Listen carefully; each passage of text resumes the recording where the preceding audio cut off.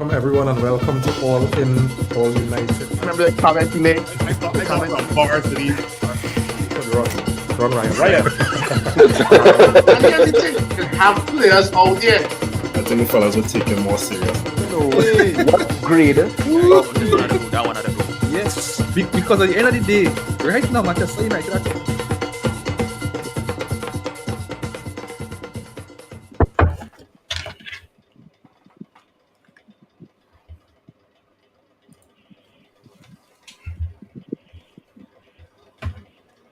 Welcome fellas and welcome to All In, All United. Nico Simeon Ugarte has arrived. And thank you, Rude. Fellas, I mean, when you check it, I can't tell you when last we could have talked about a block of games where we didn't lose, or a block of games where the performances were consistently or progressively improved.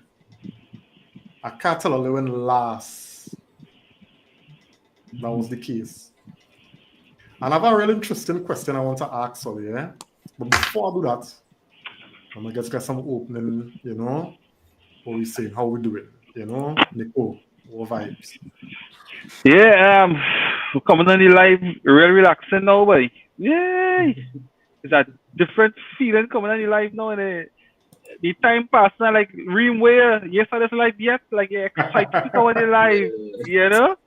That kind of feeling you're feeling. So yeah, thank you, Rude. You know what I mean? I think that those 4 games, he really showed his colors, and we don't know what the future holds for him, but I think he did well with the fans. He did well with the team. You saw confidence back into the team, back into the players. You saw players' confidence back today, and yeah, a good feeling to be winning and consistently and not losing. It feels good.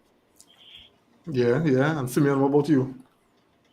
It does feel good. I ain't gonna lie, to not have to worry about, getting, kind of, old talk on, you know, Facebook and Instagram. It feels good. I mean, it's a break from that. But at the same time, you're in the back of your head, you try not to fall for the good fight, you try not to be, you know, get too up because, I think on the calendar, I think, even Canagua look at this these games and say, you know what, I could save myself on, with these games. So I mean, I He'd think have said to West Ham too. He'd have said to West Ham too. true, true. But Sam Curry, I think Rude came in with a common sense approach to coaching, common sense approach to the team, what they could do, what they can do. I think just being having a good idea of who plays well where, and how to get us motivated. I think he did a pretty good job. But at the same time, I don't get too high. Yeah.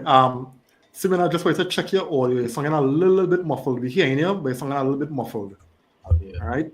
Yeah. JP, what's you seen? Hey, I got I glad I enjoy watching my team play football, imagine that. Simple changes would make simple tactical decisions would make that and a lot of us were crying out for personnel change and you see it translate on the field. So it really was nice to just be able to take in a game and see us play good football, look like a team. Men not just run around like headless chicken. Bruno, like look at what we see with Bruno as a player, not just trying to do everything and be everywhere. He could play more where he's supposed to play. We were talking about those things coming up, but it was just good to see how much Rude could do in 4 weeks. 4 games really. 4 games Rude had. And you see our style of play. And we had a manager who for an entire season, plus up to the time before he get fired, where people were crying for a style of play. And then 4 games Ruud gets. So it says a lot. It says a lot about Ten Hag. Seems like he was a fraud. Wow. Phil? Yeah. Good night, everyone. In terms of coming on the podcast last year or even 10 games ago, it was more of like you're cross, angry, and miserable. But today, well, tonight I should say, tonight is will definitely be different vibes. Looking forward to what the guys got to say about the game, and there's a specific part about today's game that I got to need clarity over, which is I know which part you're coming from. the Go third ahead. the third goal where Garnacho didn't celebrate, but I guess we'll come to that later on, I guess. So Yeah, definitely on the agenda. All right. Now I'm glad, or everybody here allude to the point I was coming to, right? And that's what I want to start it off with, because I know, along the way we could talk about team selection, and thoughts on the game. That is the meat of the pod. But I want to start it off with a question that I think you all may have touched on. But I want to get a little more into it, because for me, I'm fearful because it could happen again. But all you gotta understand, right? Because do we put these results and performances down to a new manager bounce, right?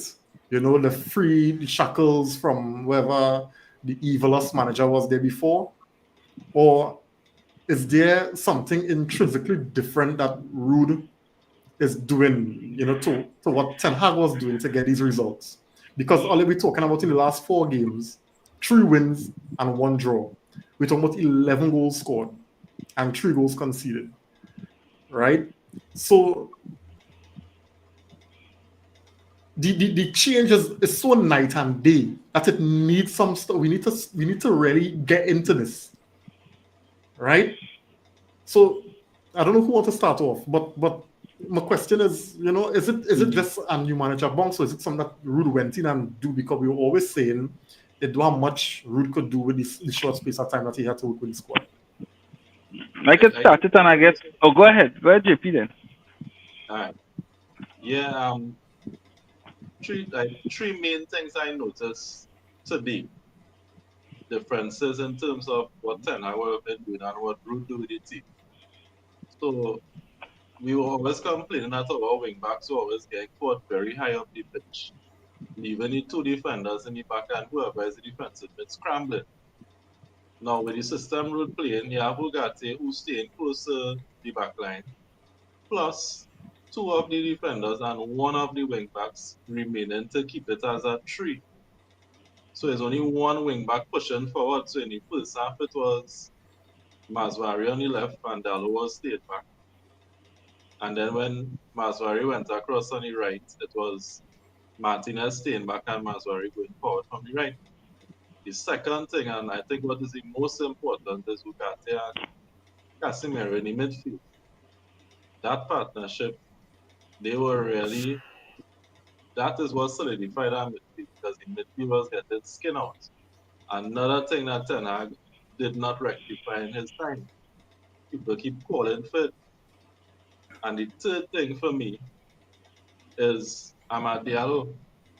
Yeah, the best winger in the team was not being played. Player of the month, and then he get 2 minutes on a Ten Hag for whatever reason. And since getting back into the starting position, even before when we would bring him in as a sub, you saw the impact that Amad Diallo is having on his team.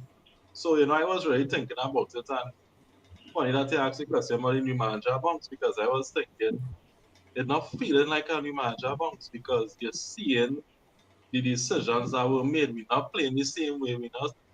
We technically set up in the same way, but we're not operating in the same way in terms of tactics that are being deployed on the field.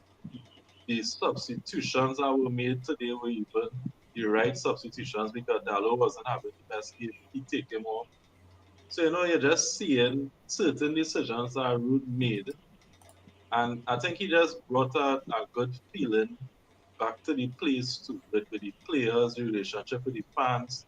All are contributed, but more than anything, I think it's the decisions that he made footballing on that really brought about the results. Because I feel like with this group of players, it wasn't like that they were not trying for Ten Hag, but the system that Ten Hag was using was just trash. The players he was trying to fit in, it wasn't working. So that's why it's not just a new manager feeling, it's just like it working. Rude know the squad and he picked accordingly and the tactics accordingly to the players that he has and it worked for Yeah, yeah. Go through, Nico. Yeah, I have a slightly different take on this. Um, so if we go back to the last season and the end of last season, um, Ten Hag was under humongous pressure, right? And I think that pressure filtered down to the team. I think that pressure filtered down to even Bruno Fernandes, and even coming into this new season, the spotlight was always on Ten Hag. The pressure was always on this team. Ten Hag knew he was one or two bad results from being let go.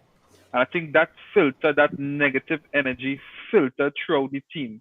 And by Ten Hag being let go, and Rude coming in, right, with no expectation really of Rude. He came in with no expectation because they were already signed Amarin within 2 days. Amarin was already signed, and with no pressure on the team, allowing the team to express themselves. I think and dropping, releasing that stress of trying to save a manager. I think that has helped the team. I think the team was trying to help Ten Hag, but they were playing within themselves, not wanting to lose. But while not wanting to lose, you're not playing to win. Because it's the same team, it's the same Bruno Fernandes who we saw today, who could have gotten no, maybe gotten man of the match. It's the same Bruno Fernandes. But what different? Yes, the system may be different, the little tweaks may be different, but then you're seeing the confidence, you're seeing the vibrancy, you're seeing the hunger and the willingness of this team to want to win.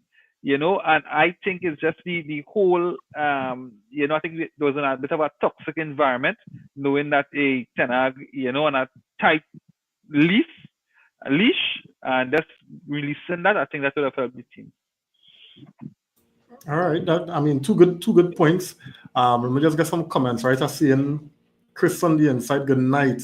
I don't know if it's my device here, but tell me for because I'm not seeing the names of the Facebook comments. All I see is Facebook user. Yeah, Right? Are yeah, you I see the see same Facebook thing? user as well. Yeah. yeah, Facebook user. Yeah. All right. Probably have to check that back, right? But I think this is Ethan Lynch. So good night to you, buddy. Thanks for joining, man. Blessings and love. He's saying here didn't get to see the game today, so I know you guys will dissect it with no bias or favor. All right, and I think this is Arun. All right, good night to you. Yeah. Thanks for joining. I don't know what stream you're doing with tonight. All right, go through Simeon. Yeah, yeah, I think looking at this team today, you know, I just I think this team just playing a new coach coming into. I think it's another big point. A new coach coming in. I mean, like I said, I think they allowed the pressure is definitely off. I think I would say. The good vibes. Already said Rude put them in a spot where they could play. I mean, after common sense choices with his first team, his subs all made sense. Like I said, Dallo wasn't playing good. Rashford wasn't really doing anything. And you see guys. I mean, everything he did kind of make you as a fan say, "Hey, that's what I was seeing." This whole time, and Ten Hag wouldn't, do. Ten Hag wouldn't club, wouldn't bridge midfield with Casemiro and Ugarte, But I just think that these the quality of teams he played, kind of gave him a good platform to do the things he's doing. I think watching Leicester play today, I wasn't that impressed. And I think the team was allowed to express themselves more than it could have done, like a game like at Chelsea. So, I mean, it's good vibes. I mean, Rude, you know, did a good job as interim coach. But like I said, it really makes you look at Tenag and say, if you were a big coach, if Tenag was the big coach we get, the big tactical man we got all these years ago, why take Rude Van Nistelrooy to make these little adjustments and start playing decent, because it's not a bad team. We don't have a bad team assembled. It's just, like, I want to say it's not a bad team. We're not as bad as we have played. We still have issues finished, and we still have issues up front and issues, in defense. But we're not as bad as his system made it look.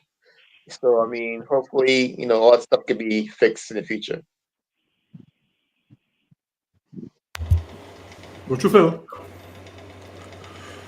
Oh boy,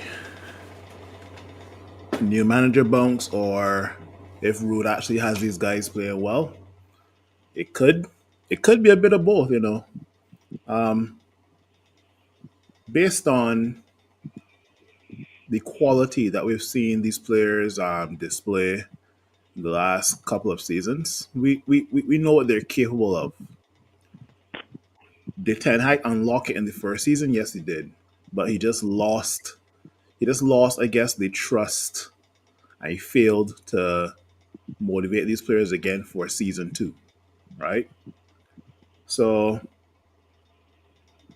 I'm going to say it's a new manager bounce as well because at the end of the day, when teams or when the owner gets rid of a manager that he can probably tell the players don't like, they then look to impress the new manager. It was done with Ole. It was done with Ralph. Um, and it has been done with Ruud van Nistelrooy, right?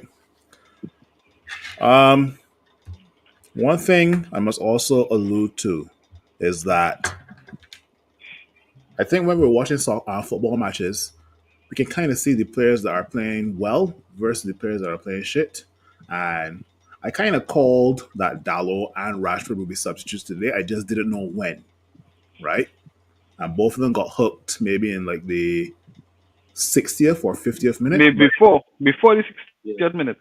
Yeah, 57 but something. that's something we wouldn't have seen under Ole or Ten Hag. They would have waited to like the 75th, 80th minute, put on those two, and say, you know what, go out there and make a difference with 10 minutes to spare, right? So yeah, don't want to retouch on what the other guys have said because it's all true, but I'm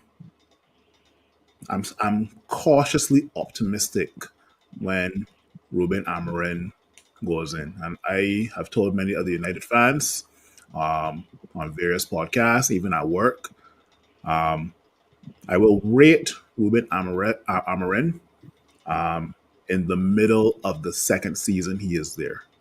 And I say the middle of the second season because we know how these players are.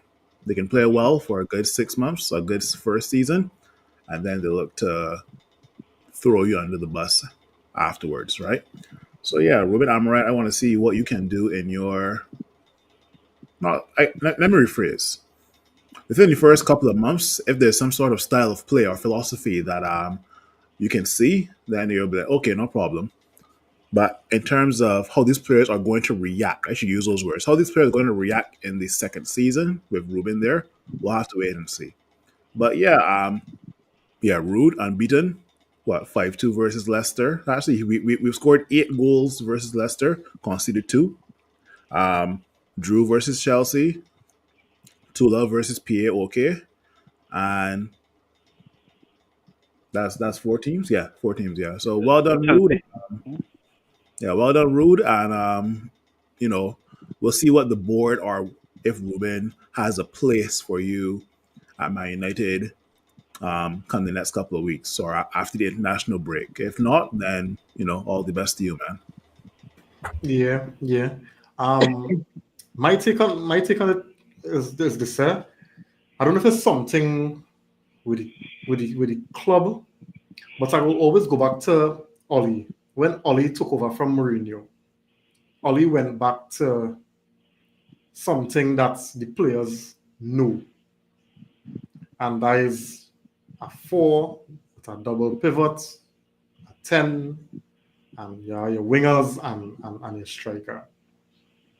And it's an upturn in performances and results.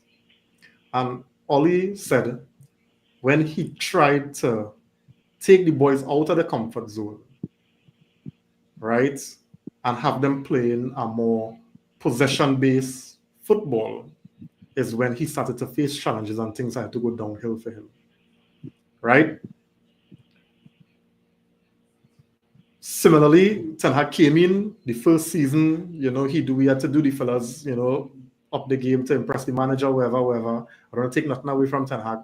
I still think he overachieved that first season, right? But when he stuck to his guns and we realized, and we call it here in the first set of games, even in preseason, when Ten Hag changed and went to quick transition, kind of high press, high energy kind of football, the players had to struggle.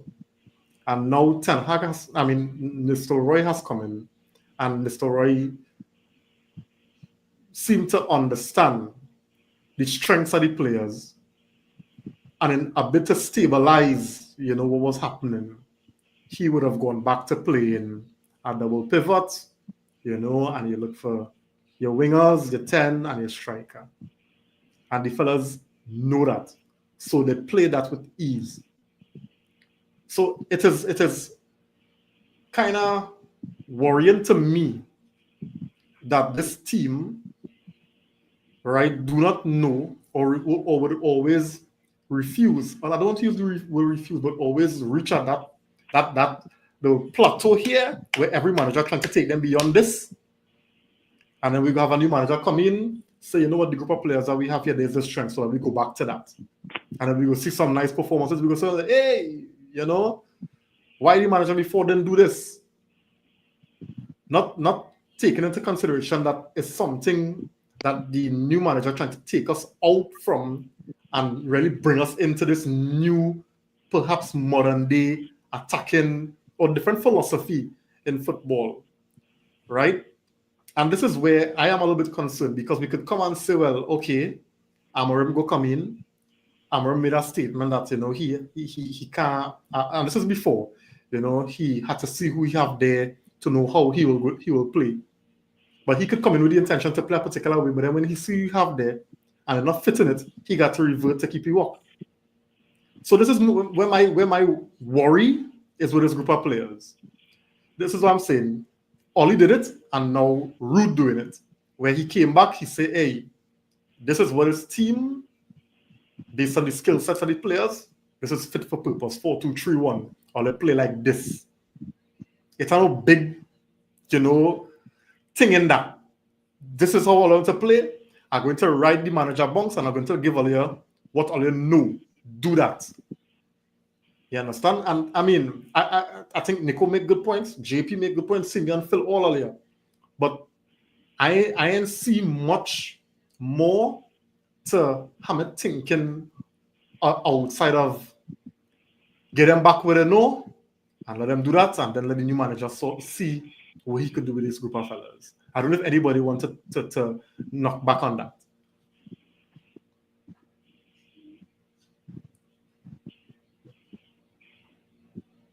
It all kind of fits in, right?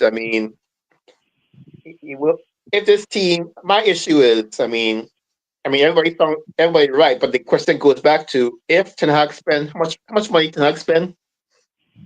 600 something. How much you spend? Yeah. What About 600 million. Yeah. How you do have players that can play the way you want to play? That it all comes down to that. Like, why after two 4 transfer periods? What was it? That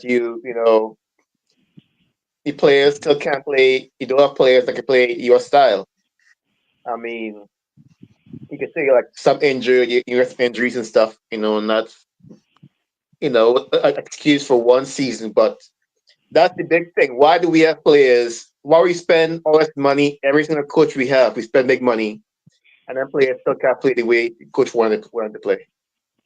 That's my big only question because yeah, I mean, you look at Ugarte and Casemiro, they look great together. Great. I mean, it's just Leicester, but you could see how that would work. But yet Ugarte can't play Ten Hag, he can't play or he can't play the ball. He can't get a sweat with Ten Hag.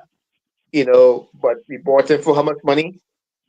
You know, we buy, Xerxes, young player but still struggling. We buy Rasmus, young player but still struggling. You buy, I mean, you can go on. Oh, I mean, it's so many players, we bought that were supposed to be there to implement Tenag's system that in the end, it looked back, really didn't help too much.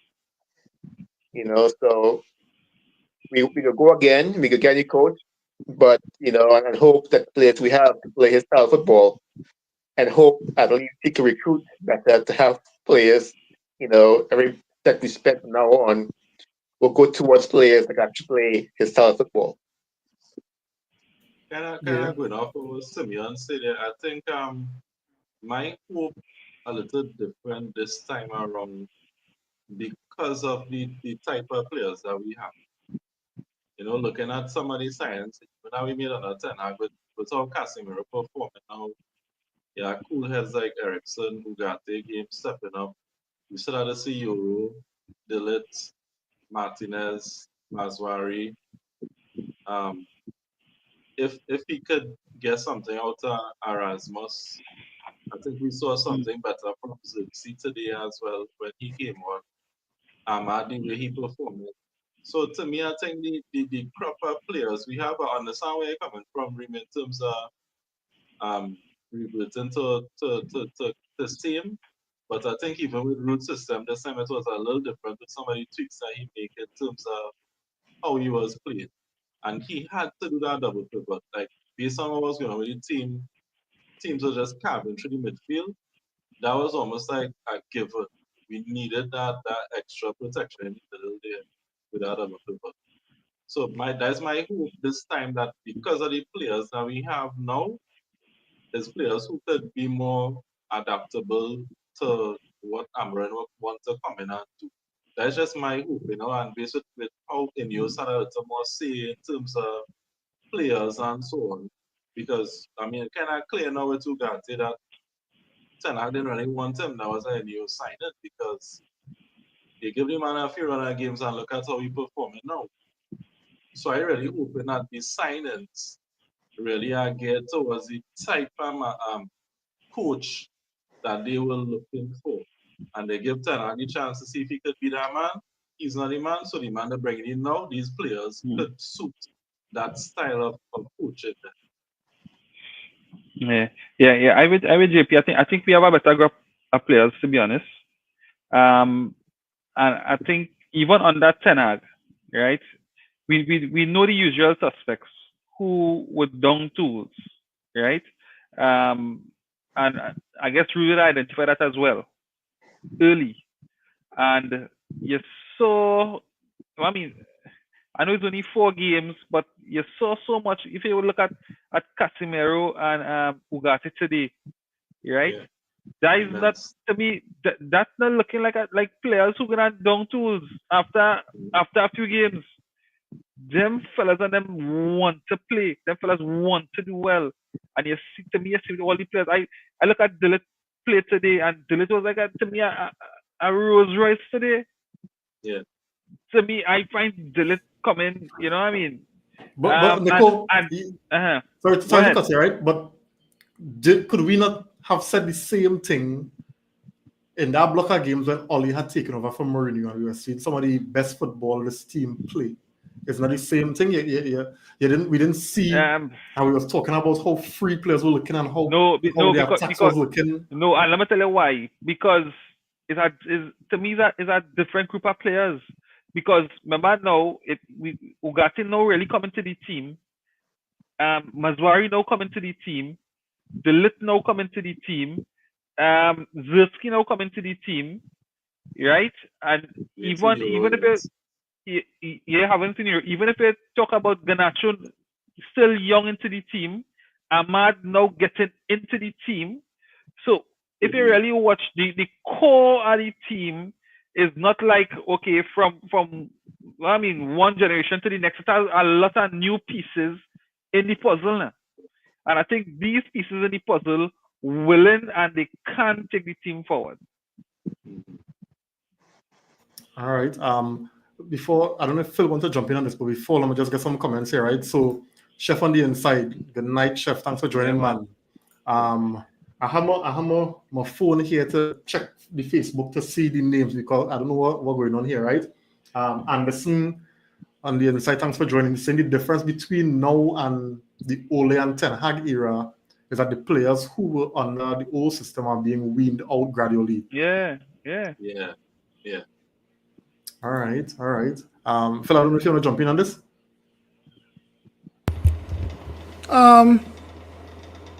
Yeah, not much to say with regards to the differences between, I guess, Ole, Ten Hag, and Rude in terms of like I alluded to earlier, it could have been possibly the new manager bunks plus also Rude being a fan favorite as well too, right? Yeah, I'll stick to that, and that's what I'll stick with for now, right? So yeah. Yeah. We are joining on the inside. Thanks for joining, man. What time is it in the UK now? Right? Well, about 1 o'clock in the morning. Well, he's saying, let Rude go into the Man United legend sunset, manage somewhere else. He deserves better, and Amorim start or fresh with his coaching staff. And we'll definitely get to this. Right now, let me put this out there before we get started because I really want to get your thoughts on the game today. I didn't see the game. I haven't seen the game yet. Right? Oh. So I survived on the updates all the game. Right? Today was a real busy day for me. So I kinda swinging in the dark right now. Right? So as Asan say, I am hoping too that you will dissect it with no bias or favor. Right? Anyway, so let me get some thoughts on the games that let's go through. Yeah. The game was a disciplined game today. We did control a majority of the first half. We gave back Leicester a little bit of control in the second half. But there was no point in the game where I felt uncomfortable, where I thought Leicester would have like carved us open. There was no point in the game today. So I think the partnership of Ugarte and Casemiro is one to be considered. But we'll see what the new coach has up his sleeves. But those two played well in midfield today. And as I said on the last podcast, there's some players that you don't even have to worry about when it comes to performances. And again, Mazrari is one of those players. He's going to give you that 7 out of 10 every single game, right? So there's in my opinion, there's no need to talk about Mazrari. To add to that category, it may soon be Delit. Delit did a job silently today. He was just, whenever called upon, he just did a job, right? And if we can have, you know, we're going in the right direction where you can call 4 or 5 players and you don't have to worry about them, right? So Delit definitely did a job. Again, Mazrari and Dallo was getting roasted today. Oh my god, the guy could not defend today. Rashford, nothing as well. So I kind of was like, would Rashford and Dallo be subbed? Lo and behold, they were hooked, right? For who was it? Nacho, Nacho and Evans, Johnny Evans, the Evans, evergreen Johnny Evans, boy. Hey, what's that? That Yeah. man is quality, boy. That man is. Nah, don't do that. Don't do that. Nah, Johnny Evans nah, will be boy. gone in the summer. What, he But gone, but yeah, what tell you, the man is quality. He going out on top. He going out on top. You He going cannot out on say top. nothing about him. He is I quality. Real talk. I telling you, some other Premier League team looking to contract you for a 1 year. Yeah. Well, Yeah. I telling you. I hope it's not us, okay? But no, I mean, all jokes aside, Johnny Evans has been doing a job for the last few games, right? Whenever he's been called upon, he knows his limitations, right? He knows he's not the quickest, so he has to probably stay deep, or whenever the opposition striker is looking to cause problems high up in the half, he'll definitely be there as well too, right? Um, I gotta give a big shout out to Ugarte as well too, right? Ugarte is slowly but surely coming into his own. Um, Ugarte, the composure that I saw from Ugarte in the Copa America is the Ugarte that I'm seeing right now. So that's good to see. Um, and yeah, Ahmad Diallo, he'll also, if given playing time, he'll also join that category of players we don't have to worry about, like your Delay and Mazrari, right? But yeah, as JP said earlier in the podcast, best winger at Manchester United, um, but could not get a sniff in when under Eric Ten Hag, right? But yeah, performance was disciplined. We controlled a majority of the game today. Um, Onana also, when called upon, made a good couple of saves. But yeah, nothing, nothing.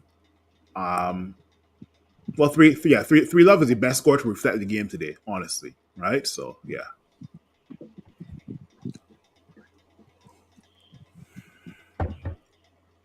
I mean, but it's so hard to judge this team against. I mean, Leicester. Like, as soon as I see that Vardy wasn't playing, I was just like, okay, who on top for them? And like, no one really threatened to agree to where we felt, like if we didn't score, like I felt like it was, especially in the second half, it came more like a exhibition game. After that second goal, that own goal, it kind of became like exhibition game. But in these games, you can kind of see like the players who relish it and who could show off. To Ahmad, I don't know if he's trying to, do a, show a new coach what he had. But I thought Ahmad was really comfortable today, really confident. You could see it in first half. That shot, he took. He's trying to, make a joke. He kind of play like a little bit like Anthony to his game today. A little old school Anthony, like he was little bit more selfish than than he usually is. And I think it kind of comes down to Ben Fellas trying to after being on the bench for so long, after playing so well, trying to get those goals to make sure he starts the next game. I feel like Ahmad was really trying to, you know, put some goals in for himself today, the more he usually does. But I think another player, I think Dallo. We talk about Dallo. I think Dallo he get tired mentally, physically, because he's played every game, Mhm. and you can see his concentration is not there at all. And he could have costed a goal real easy in that first half by just not being too on, like straight, playing him on the side, and let that go real easy because he wasn't focused. So we need to figure out. I'm glad Rude pulled him off because Rude saw that. But our left, that Masrari, we need somebody back there besides Martinez to play, left back, or something because Dallo looked like his brain gone. I mean, Rashford, I don't know, But, man. but just something on Dalo, Syrian. The thing about it is you would have hope because you're not the only one I heard saying that. I was able to listen to a couple comments after the game, and people were saying, it really looked like fatigue starting to set in on Dalo, and you would tend to think, oh, at least I want to hear or hope to hear at some point that Dalo, back out from the Portuguese national team because These Oh. fellas like they want to play all the football in the world and they're not seeing how it's impacting on the game. On the game. So at some point, Portugal go suffer or United go suffer. So go take a little five now, but you want to play all the football now? Yeah. Pull out the international for a little bit now. Nah, let me do that. Because remember when you do that and let me see a man go and play, right? And do well. There's a possibility you can get dropped for the next one. Huh?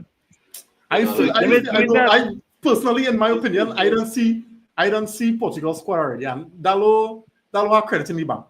You know? his third choice. They're starting with how his name? Cancelo. Cancelo. No, but And then sometimes he does start. Semedo's coming before him. No, Most but at some Portugal games, don't some watch. At games some games he does start. But Dalo remember start. he scored in the last, I think it was the last international friendlies. Or the one before that. Yeah, he does play. Yeah. But competitive, most of the competitive games are starting with Yeah. Cancelo and Semedo coming on before that. So he Yeah, kind but of third choice on it. so would Dalo run down would Dalo run down all our football for? You Yeah. understand? Because I mean, come now man, take a five now boy. He and Bruno boy. Yeah. Because Lion say he come up with an injury today. Then rest of 2 weeks. But But I mean, no, but I can understand the second half performance because we have been conceding goals so easily. Going into the half 2-0 and keeping it tight, knowing that you have quality, maybe on the counter, you know that Leicester not really have much of a threat, right? That at some point we could have scored the third. So scoring the third goal, by the time the third goal was scored and was a beauty of a goal by Garnacho, Ream that I wanted definitely have to see. The game was over. You know, so I could have understood that here why because we have been conceding goals so sloppily, I can understand why we would have go out and say, here what? Let we build on that first half. 2-0, let we stay solid. And as the half progresses, we have enough weapons on the bench to bring on to give us that third goal when they run out of gas. Because when you watch the bench are early no quality on it. So by the time legs are tired, and our bench, as I talked today, our bench today had only first team players on the bench. They had no youth players. As much as you would like to see a youth player on the bench and getting games, but they were only senior players on the team. So you know the quality you had to call on. And you bring it on Aganacho, you bring it on Ericsson, right? Them two changes alone adding energy and impetus to your game, you know, and it worked for us today. And again, Rude call it perfect today. Yeah. I was just disappointed with Rashford today because I feel like he started to show something and then now it's like he looking for Hoyland too early. He trying to get that ball in the box too early. So he not taking on his man. It's like he playing within himself. So I think that's the problem we have on the left side now. It seems like we can't get the wings to be working on both sides. We get a solution for the right side and that man. It's like the two on the left side, one too greedy. And when you tell him about it, he playing within himself. And the next one, like he just don't know how to just play the game anymore. Like he don't know what is the best approach to take. Because I see the intention when you're trying to get the ball in the box early. And I appreciate it because nobody else doing that for Hoyland, sorry. Yeah. Yeah. So I appreciate him doing that, but then it's other times where you're seeing some space in front of him and you're thinking, I'd run at him now. But he's not doing it, he's still looking far past early. So I think he had to find the balance between running at the players and then looking for the passes. So he not find the balance. And the Garnacho goal, yeah, we have to rate it, right? Top quality goal. But at the same time, that was the only good thing that Garnacho right to the game, yeah?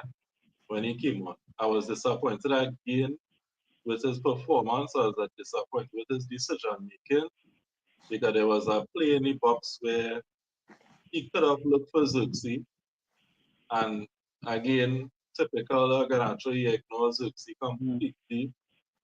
And I think Xerxes came on playing with a kind of he played a lot better today. He came deep and get involved, but when you see he make the pass, what I was looking at him was looking different today. Is the energy I saw after he make the pass to try and getting get into the So he passed and he run, and then he was picking out some real nice passes as well too for men. As I say, he better in the air than Hoyland because there was a He ball better in the wanted air to and the ground. He better in the Yeah. air and the ground. I'm telling you. Yeah. I don't know He what got we the get. ball.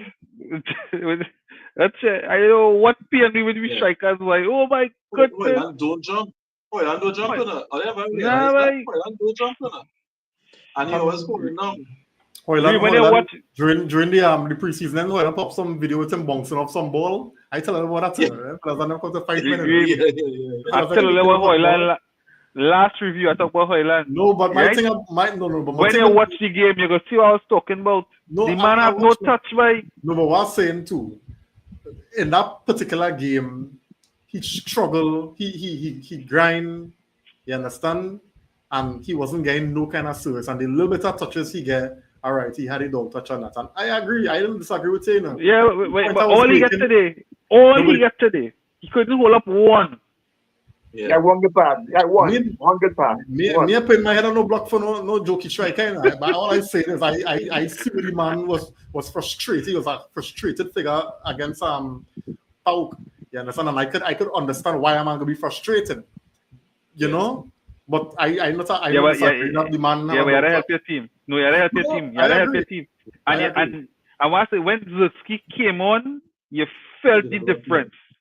When Zerski get a ball and he hold up that ball, you felt like a lot of pressure, a lot of weight because every time you pass the ball to Hoyland, you're losing it. You gotta start to run back already. But when you pass it to Zerski and he hold it and he bounce and he make a pass, it's like a whole weight off the team. So then why Rude wait so long to make the change? Well, because he wasn't really showing up before too, So it's kind of a hard place. Yeah. But right now, I would have give Zerski a start in the next game. You think about if Rude was still late. That's not Rude decision anymore. Yeah, that's not a real decision, but then they cutting it. I mean, the thing about Rasmus, like every player has that one thing they're good at. Rasmus was supposed to be the powerful striker that you can pass the ball to and fight and wrestle and cover, get the ball and control the ball. But the man losing every duel, he come in, he losing. Yeah. Every fight, the man losing, the man can't find the ball. Down, if that is what you train for, you have all these video, you fighting and thing, but trying to play football, you can't. It's exactly. That's my because thing. when the ball come in, he was the ball come in, he only look at the fight of the man. He watch the ball yet. Exactly. That's the problem. That's why he don't hold up the play properly because he don't watch the ball. He looking to fight the man.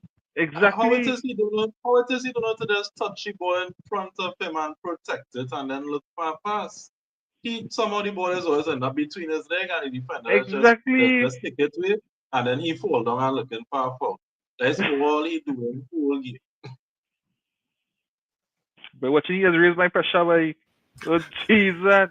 No, because you paid the team under that pressure. Because when the team try to pass the ball, when the team try to pass the ball to you, but every time the ball comes to you, you're losing it.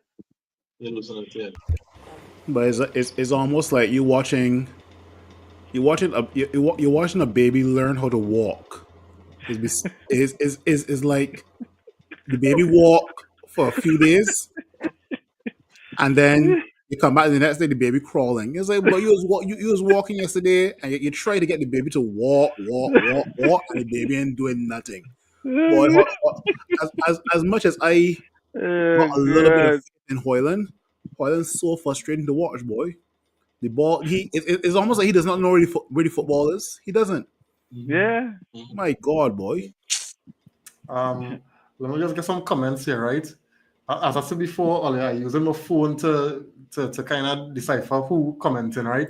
So Kevin Akim Williams on the inside here. Good night to you. Thanks for joining, man. He's saying here, Rashford is so average. My God, we've been so bad for so long. We couldn't see it. He needs to go. All right. I think this is Like the the same edit. comment. Yeah, that is it. Okay. All right. Chef saying here, time for Rashford to go. Sorry to say, Dalot needs a rest. All right. Kristen on the inside, thanks for joining. He's saying 4 points behind third position. Shaw, Malacia, Euro, Mount, Kobe, Maguire back after the international break. Most of our players ain't get picked for their countries. New manager in the dugout when club football starts back. New manager basically have a full squad available so we could actually save our season. All right.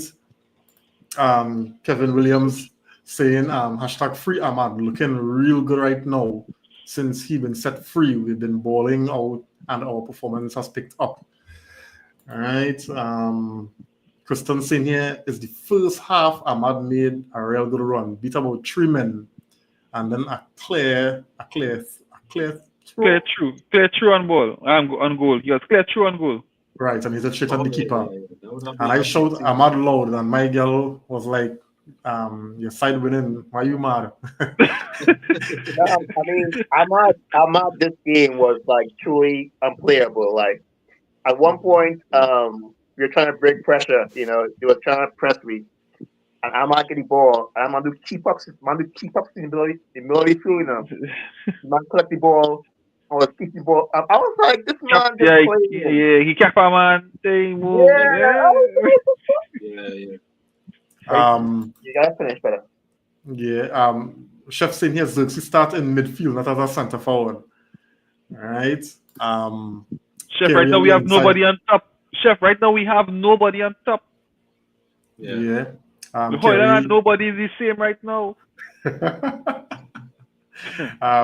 So them fellas just wanted Ten Hag gone. You gotta watch from the start to hear my response to that, right? I think this is Anderson. Anderson saying here, hopefully, Amorim. Yeah.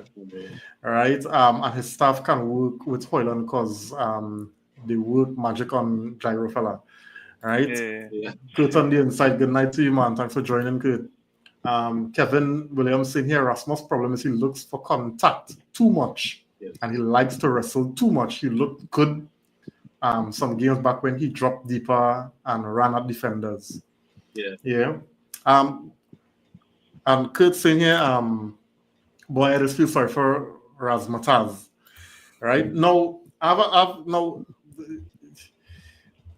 let me talk about Marcus Rashford, right? Because I mean, we here a while, right? We're doing this a while with Rashford, you know. And while I didn't see the game, I did try to get as much, you know, from different platforms on the game, right? And then you all noted how early Rashford gets subbed off. No, that's not normal. When you get subbed that early, it's because something wrong, right? Either you're injured or you're playing trash, right?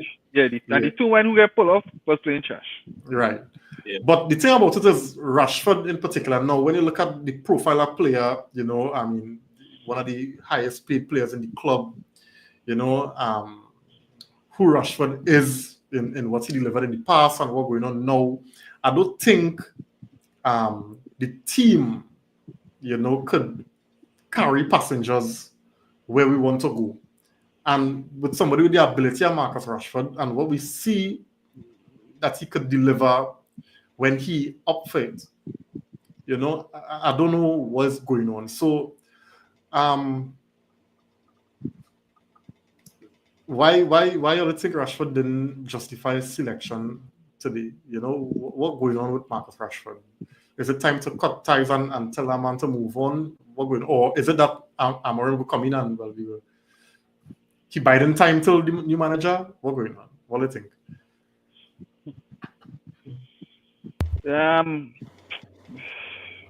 It's a sad case, boy. You know, because to me, I don't think a new manager could come in and get us back into Rashford. No?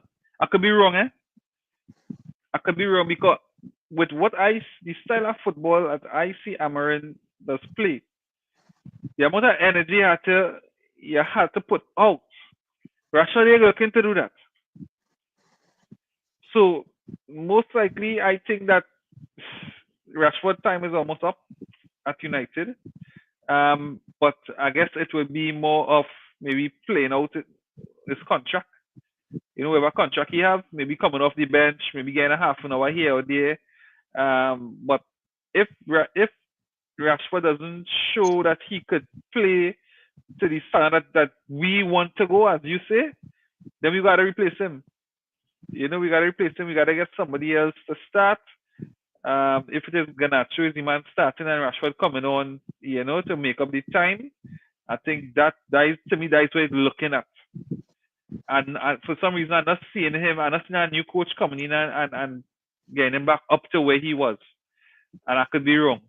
You know, I think um, maybe going to a team, maybe a smaller team might help with less expectation. But I think the expectation as well is affecting Rashford. You know, because today he was a shell of himself. Um, every time he got the ball, I think he going to run at a player or even make a good pass. He didn't get it off at all. Everything was going back. And it was a real disappointing performance from Rashford today because I heard the commentators talk about the warm up and they say Rashford was on fire for the warm up. And then during the game, it's like they want to know well where that player who was in the warm up is. You know, so if Rashford doesn't up his game, I think Garnacho definitely going to start over him, and he would come on and play the bit part games and cup games, maybe Saturday cup games. JP, let me get in on this because I know you're a avid supporter of Rashford. Now, two things. Nico make the comment about probably Rashford being a bit part player coming off the bench, but I can't see, you know, £300,000 sitting a week sitting on the bench, you know. But also, do you think that possibly under Amorim that Rashford, or even generally, do you think that Rashford could find back that spark and that kind of form to be the top player, you know, he was heading to be? You think we lost that is it done for Man United? We've never seen that, or you think it's still have a possibility that we could see that player? I want to see that play. I want to see it. But if it's possible, that is a question because I thought I was started to see something at the beginning of the season. I don't know what it is mentally he had to get sorted because as Nick was saying, they were talking about his warm up and it's almost like they were confused as to well, who is this player compared to what we see during the warm up. So as hard as it would be for me to say, I think, you know, Rashford have to do something this season. He have to do something this season to justify keeping him because when you look at the squad and the players who have been here the longest, who pass the most managers, who get labeled in a group of players that are toxic, Rashford and Shaw are two of the players really that remain from since LBG time. Other than that, it had more recycling that take place in the team. So I always feel like maybe all these changes and Rashford not getting the chance to develop a proper system would have affected him. His lifestyle off the pitch too, with the people surrounding him, decisions he make there as well probably have something to do with it too. But I don't know, boy. I don't know, boy. We hoping Amarin is a miracle worker because we asking him to do things with Hoyland and with Rashford here. You know? there's miracles we asking him. No, it's true. No, you hit it on the head. Yeah. We asked for miracles, but especially for them too. For them too, yeah, you know, because Rashford's supposed to be like a leader in this team, a senior player. He is 27 now. There's not a youth again who with potential, who, you know, this youth bad. Rashford is a big man in football now.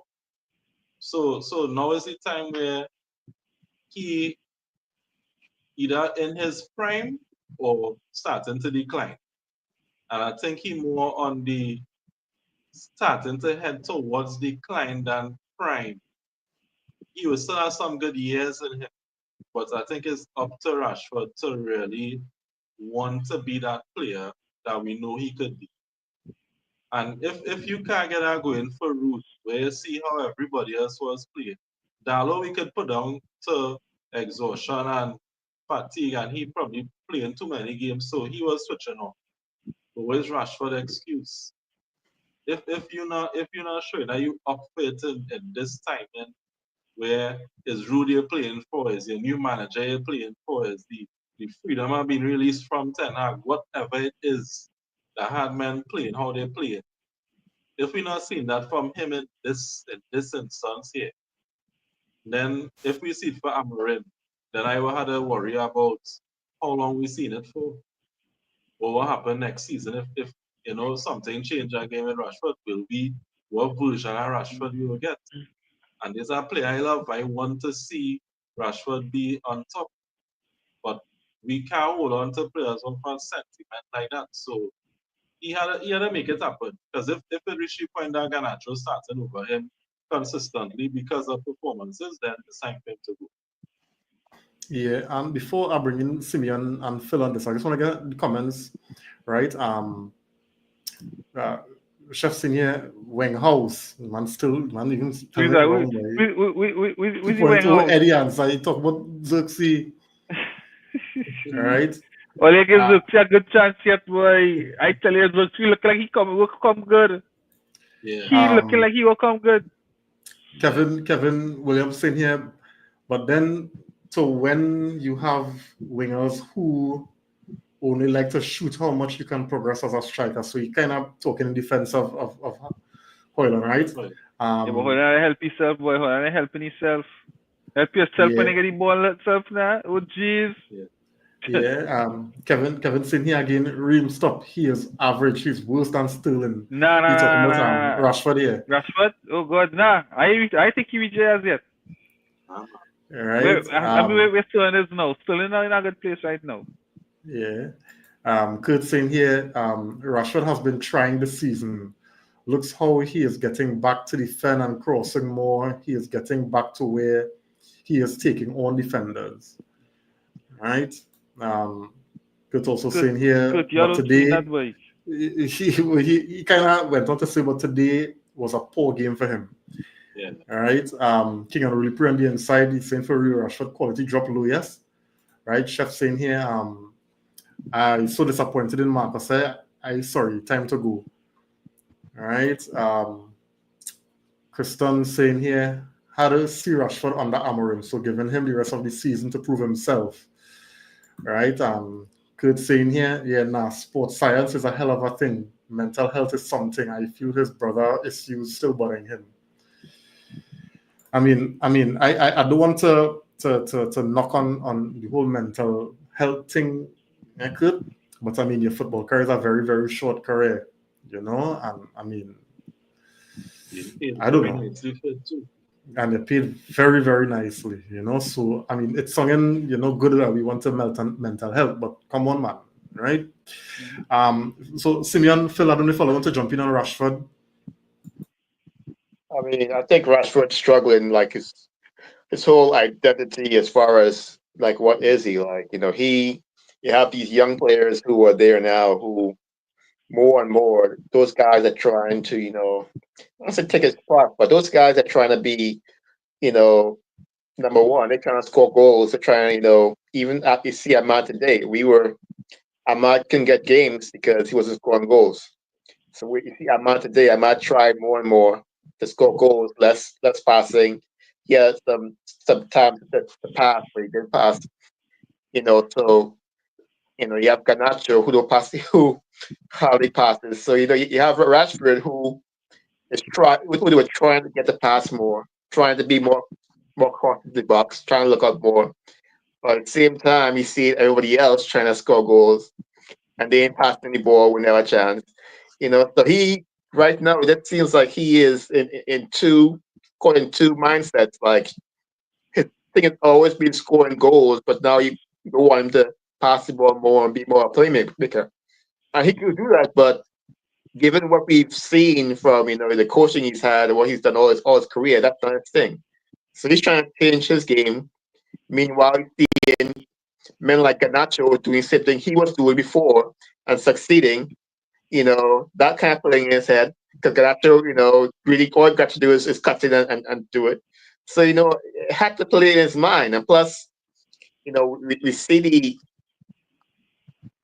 I think that the biggest thing with Rashford is that leadership mantle that he doesn't want, that team person that he doesn't really want.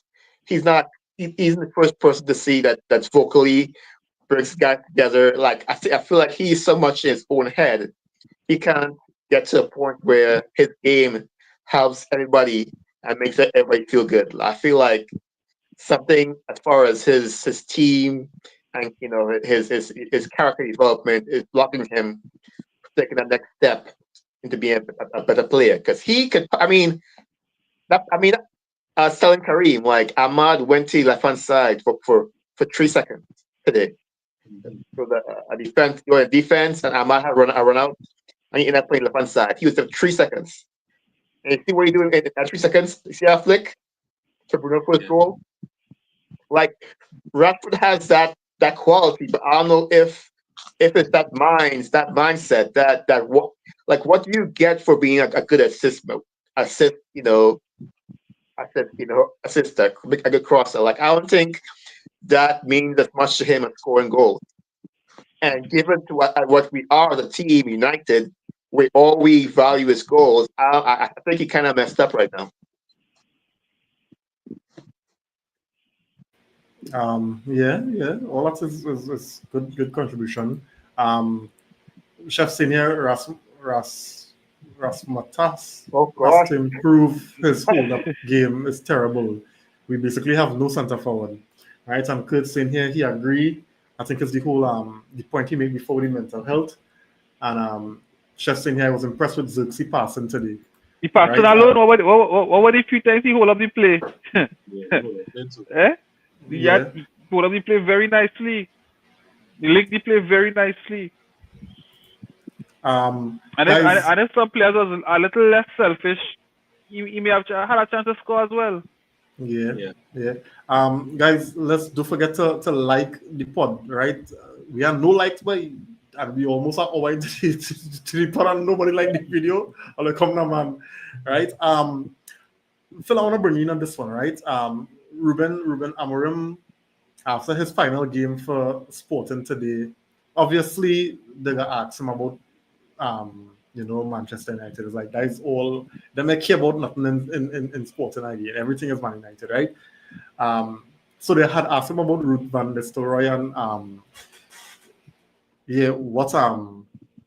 what he have in store, what plans he have for Ruud. This is what Amram had to say. A legend of the club. He did a great job. I have to talk to him with him tomorrow. Then I will explain everything. I am very clear, and I will tell you like it is. Let's wait until tomorrow. What you getting out of this comment from Amorim? Do you see Ruud staying or Ruud going?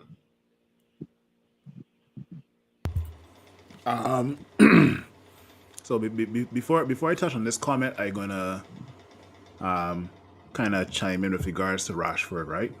I'll keep it short, right?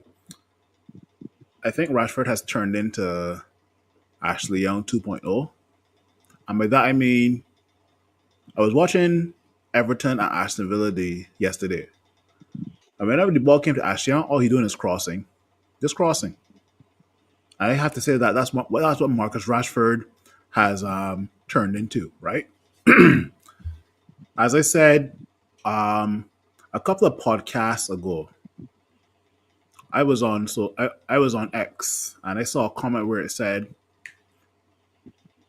we won't get the 2019-2020 Marcus Rashford, or we won't see the 2019-2020 Marcus Rashford again.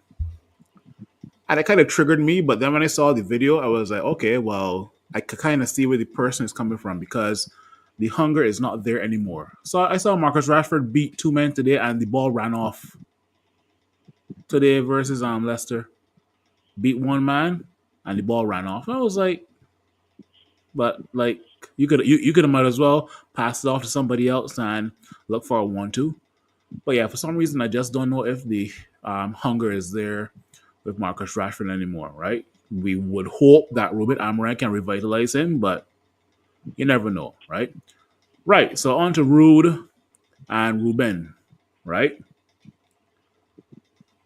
Ruben Amorim has had his backroom staff, I think since his Braga days, right? But on the flip side, Rude, from how the players took to him and the way how he is a fan favorite at Old Trafford, maybe Ruben Amorim can use that to his advantage. But if Ruben Amorim does not want to include Ruud van Nistelrooy in his, let's say, coaching staff, I can understand why, right? Because at the end of the day, you want Ruben Amorim to come into Manchester United with a bit of freedom. We don't want to say, welcome to Manchester United, Ruben, but here's Ruud van Nistelrooy. Please include him in your coaching staff. That sort of thing, right? I did some research today, and apparently Ruben Amorim has about 3 assistant coaches. 3. So I don't know how Ruud will fit in, but maybe the role that Benny McCarthy had before he left Manchester United, maybe you can give that role to Ruud, right? And I find that a real demotion there, boy. From That's it, you know. from assistant manager to interim to striker coach. A real boy, demotion, boy. So. if you want to stay at Manchester United or you want to play some part in the future of Manchester United, that is what you'll have to take, right? If not, then I wish Ruud all the best, whether he ends up at Burnley or he goes back to Holland, whoever, right? I would understand if Ruben Amorim does not want to include Ruud van Nistelrooy in his coaching staff, because at the end of the day, Ruben Amorim is coming with about 2 or 3 assistant coaches, a goalkeeping coach, and I think it's a sports specialist. I'm not sure what that entails, but he's coming with those guys that have been his backroom staff apparently since his Braga days, right? So why, there's a saying that goes, you don't want too many cooks in the kitchen or whatever. I think chef in the comments can tell me what the actual quote is, right? But yeah, this whole I will talk with Ruud tomorrow. You don't know what direction this can go. It could be more of like a, thanks Ruud, but I'll take over. Or hey, I want you to be this type of role at Manchester United. It could even be an advisor role as well too, right? But I think Ruud has a contract with United as assistant manager up until 2026. But I have a feeling that they may compensate him because he was probably going to be the assistant manager to a specific manager, which is Erik ten Hag. Now that Erik ten Hag is gone, that contract could be terminated. But we'll see what Ruben Amorim has in store over the international break. Whether he include Ruud as like part of the staff overlooking the players, we'll see. So I don't know. It's totally up to Ruben Amorim to decide what he wants to do with Ruud. So yeah. Yeah. As far as I'm concerned, this comment looking like Ruud can't get matching orders. I hear what you're saying, Phil, but this is looking too good for Ruud. Yeah. Lucky Singh on the inside, thanks for joining. He's saying, if I'm an attacking Coach. Understand about mentality players. Okay. All right. He also saying here, I am looking for Ruud van Nistelrooy to stay on as attacking coach. All right. And he's saying he don't like Ruben Amorim. He got no top league experience. All right. Nicola, Go ahead, Phil. Yeah, this. I mean, neither did what's his face? Jose Mourinho. Jose Mourinho came from the Portuguese league as well too, but he did have a Right. Champions League though. So, But you say top league, so I mean your point valid. but before I pass on to Nico, don't forget Ruben Amorim was linked with a bunch of clubs before he signed for us. So Yeah. you're trying to tell me that 5 or 6 clubs that he was linked with, they're all saying the exact same thing. So I mean, he was actually tutored to replace Pep Guardiola.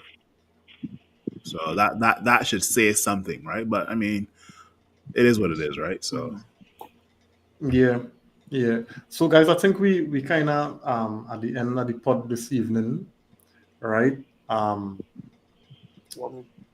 forget Ganacho. Hey,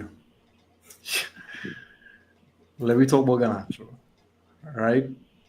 Now let me make my thoughts known, and then I'll look at jump in after, right? Now here I have an issue with, right? You see when players trying to gaslight fans, I have a problem with that. You didn't celebrate because you vexed with the fans. Like we shouldn't find you playing crash trash. We shouldn't find and say that you're doing selfish nonsense. We're supposed to just blindly support you and make you feel good in your nonsense. No, I have an issue with that, you.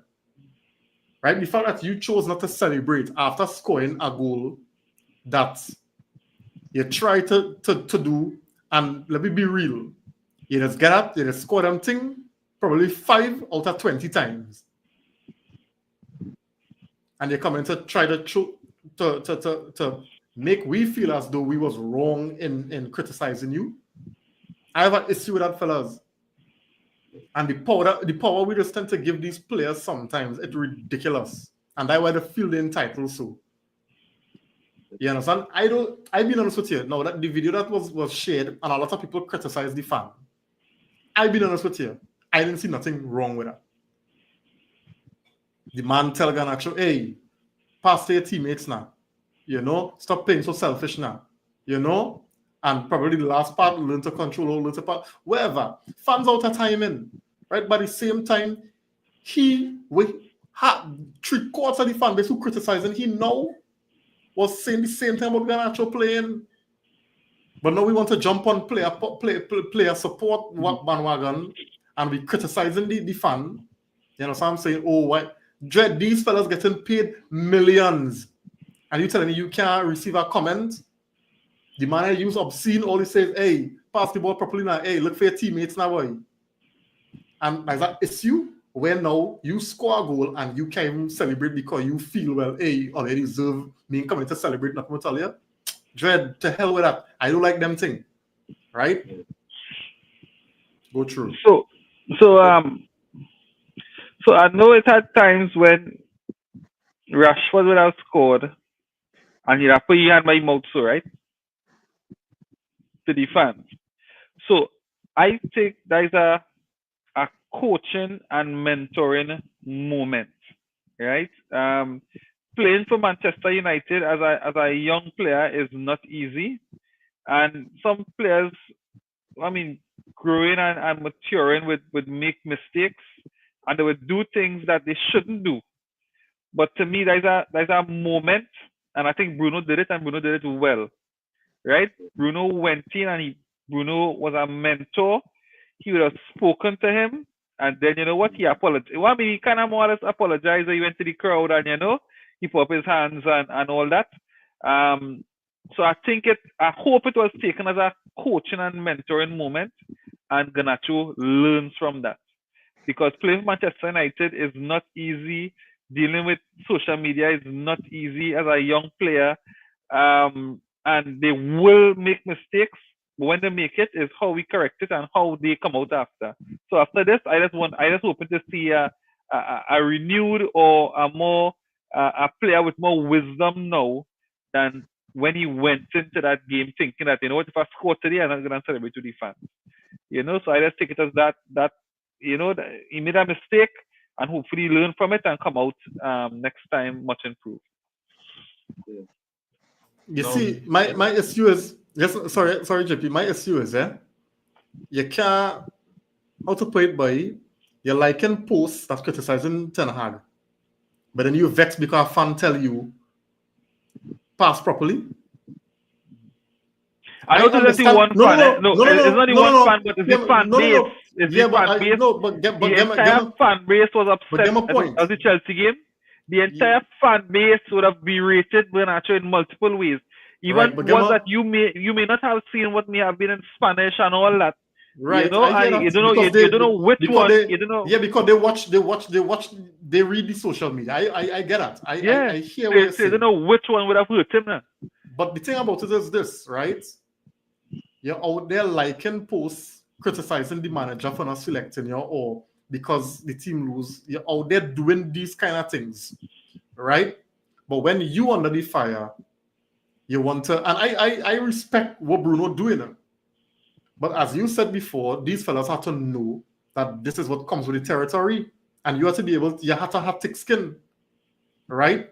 And we are the fans that paying your bill. So you have to have respect for the fans. And while he come after and apologize or whatever gesture he do, that came after the fact. But his intention was, hey, I'm not celebrating for all you. Fire burn. And I And have it was an issue with immature. that. It was I have an immature of him. issue with that.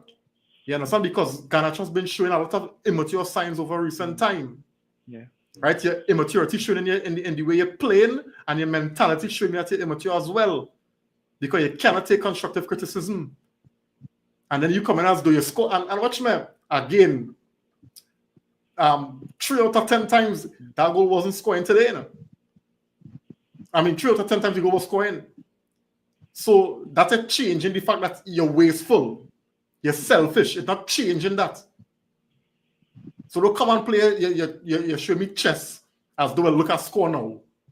What they complaining about? Oh, go so. No, dog. I ain't taking that. Go through JP. I ain't taking that. Yeah. No, I would say they're not really, because the thing is, it's like if he was having a great game and he real show us and then scored his beat. He wasn't having a great game. And if you look at some other teams, Manchester United fans very nice. We just give players and managers real leeway.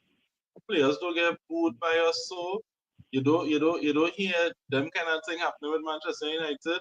So fans have the right to talk to the players and see how they feel, because we watching it in Trinidad in front of TV or as Phil in Canada did, and in front of TV, and we getting vexed and as we shouting behind the TV. Imagine you spend your money to go in a stadium and watching these fellas play, and these fellas who have season ticket and properly contributing financially towards the club.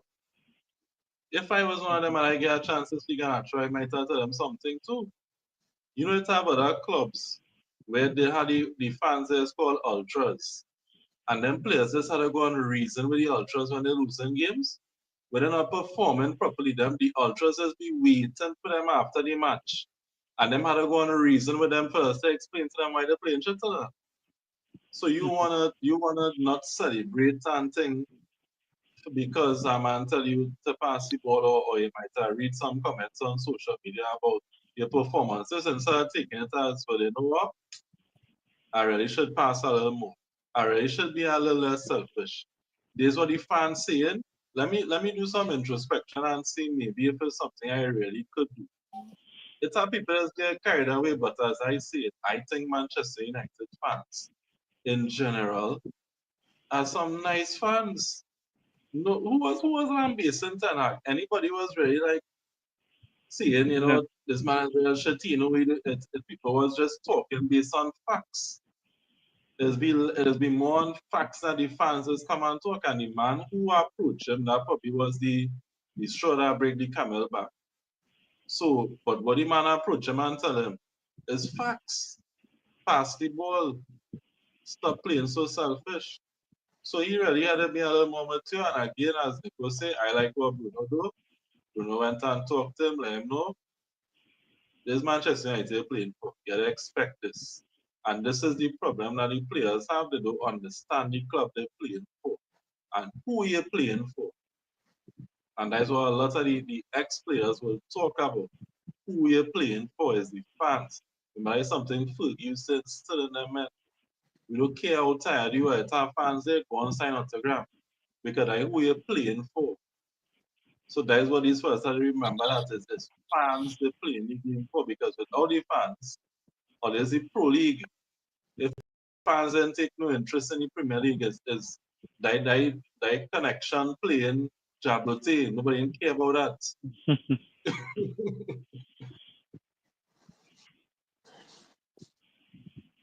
Let me just add to that. And I don't know Chef come because Garnacho, right? So Chef make an appearance for Garnacho, right? But let me just add one thing. Just for that jackass. But let me just make a point, and it's just something that Nico say. Right? And there's not me defending Rashford when he did that, but I just find like when it was a Rashford, and I don't know, I really don't want to use the race card, but I just find like when it's Rashford, the media, it has been different, boy. It has been different. You understand what I'm saying? So sometimes when you see Rashford responding, he'll be responding to a different kind of element now. You know what I'm saying? No, let me just get back to Garnacho. Nobody, as far as we here, you know, lambaste, as JP was saying, nobody lambaste on Garnacho, because I'm telling you, if it was something racist or extreme, them fellas know to use social media. Thing was gonna get clip up, and everybody was gonna be like, how you could do Garnacho that thing, these bad comments, and that was gonna make all kind of headlines. So the kind of criticism Garnacho would have received, I believe, is more on the constructive type of criticism. It passed the ball now, boy.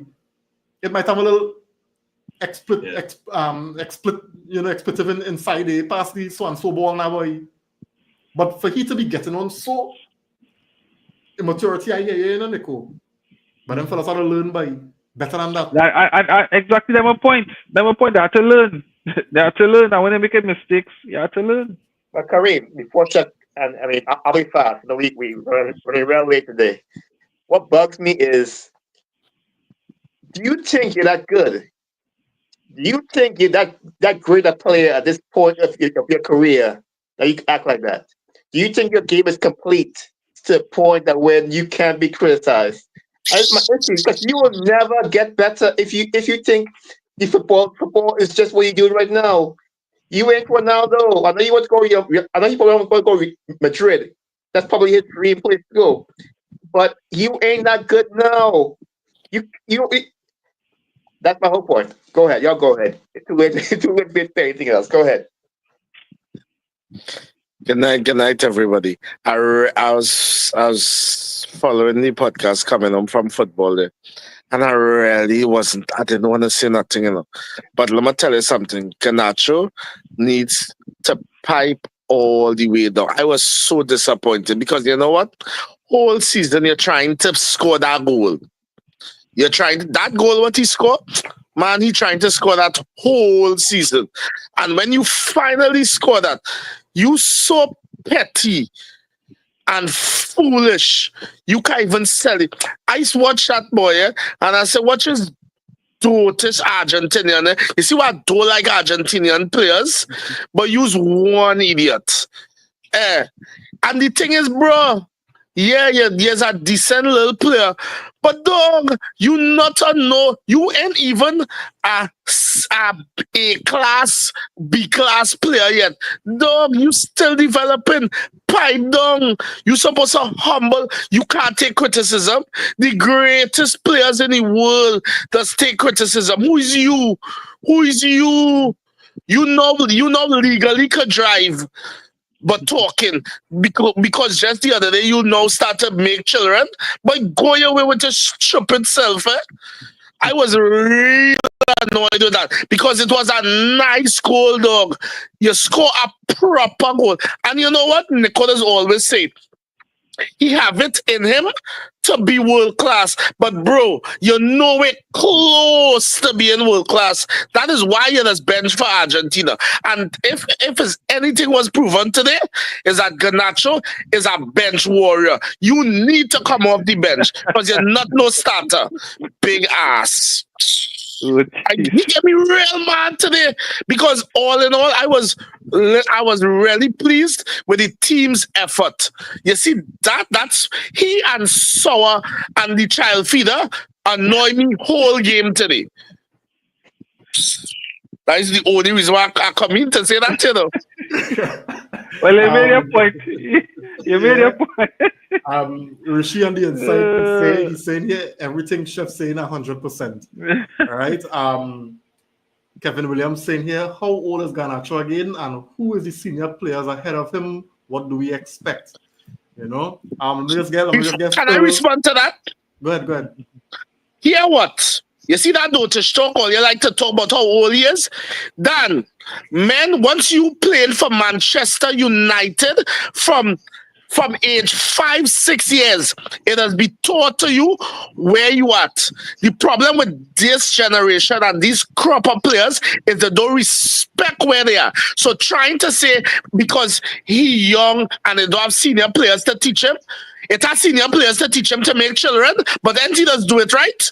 So don't come on with me with that nonsense talk about how it has senior players. That dotish talk, and that's a cop out. But it has senior players. Dan, men like Patrice Evra, who don't even talk English good when he first came to the club, went and spent days in the library learning about the club. Them fellas don't respect the club and they don't respect where they are. That is why that is act so stupid. Yeah. Phil? Yeah. There's an old saying that you play for the badge at the front of the shirt. That's right. And the fans will remember the name at the back. Right? Correct. I think we live in a generation where players have to be coddled, right? And they're so sensitive to criticism. When it comes to holding some of these players accountable, it's almost like accountability is not in their dictionary, right? I was so confused and disappointed as to when Garnacho did celebrate, because I'm like, first things first, his attitude was almost like he played for less. You know when former players play against their clubs and they don't celebrate, it's almost like did Garnacho play for Leicester in some other lifetime that I did not know about? That's the first thing that came to my head, right? Yeah. No, but that was definitely no. The action Yeah. was definitely no. Done. And it's almost like, as people have mentioned on the podcast and even on other parts in the world, you have the attitude of Cristiano Ronaldo, but your talent says otherwise. At the end of the day, Garnacho, we've had a bunch of Gen Z fans gaslight you for the last couple of years. You're the reason why people come to Manchester United to watch Manchester United. You're one of the reasons, I should say, right? As much as Marcus Rashford is still Marcus Rashford, and locals love to see him, Garnacho, you're an up-and-coming Manchester United Youth Academy product who is now in the first team. So many people have gaslighted you over the last couple of seasons, and they come to Old Trafford to watch you. There's no... There's... And all of us here have like this old school mentality, but I think we have to put ourselves into their shoes. You guys can do it, but I won't. Because at the end of the day, you have to know what you signed up for. You got to know what you signed up for, because when you play football in general, you're gonna have to take the good with the bad. You play shit, we can tell you play shit. But if you play good, we can tell you play good as well too. Right? We have to hold you accountable. Right? How are you gonna get better if you're not willing to take any criticism? And you know something like this, Phil. The generation like to be cuddled. Yep. But the responsibility of that cuddling go fall in the purview of the manager, not the fans. Correct. You understand what I'm saying? We're not entitled to cuddle nobody. Nope. Yeah. You understand what I'm saying? Because our money jumping up. You understand what I'm saying? And when I come out there and I spend my hard-earned money to buy season ticket sometimes after games when you jump in your bus and you going home, I had to deal with the subway and I reach home all kind of in the morning. The And you know, bus, they say, you know. Yeah. Them taking any bus, them fellas No. and them jumping in the Maybach and the Ferrari and the Porsche and all kind of things. So there's no. I'm not giving. You know, I'm not trying to justify people for abuse, right? That's not a saying. Right. No, of course not. Right, but in the constructive criticism world, strengthen your back, take it, and appreciate the sacrifices that fans making to come and see you play. You understand what I'm saying? So let me close Garnacho and let me hope, as Nico say, that when Bruno talked to him and whoever Casemiro, whoever again talked to the man learn his lesson and cut out that kind of entitled nonsense. You understand what I'm saying? Facts. Because at the end of the day, you're expected to play and represent our club and not yourself. And this is what people missing and everyone's getting tired and feel is the self. You're not bigger than the club. Play for the badge. If you want to represent yourself, go and play golf or tennis, man. Or something, yeah. You know? Anyway, so fellas, we done. I done too. Right?